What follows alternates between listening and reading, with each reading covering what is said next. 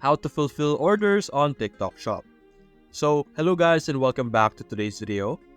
In today's video, let's show you how you will be able to fulfill and manage your different orders when it comes to your TikTok Shop.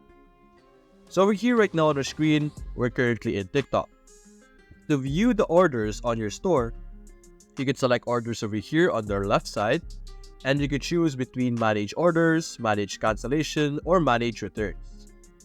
Selecting manage orders over here will allow you to view all of your orders that you currently have. And then over here, you can see the actions that you need to do, or like there will be some information over here prompting you on what needs to be done, such as to be shipped, to cancel, overdues, request cancellation, issues, refund requested, and stuff like that. And then you will be able to manage it in this exact page.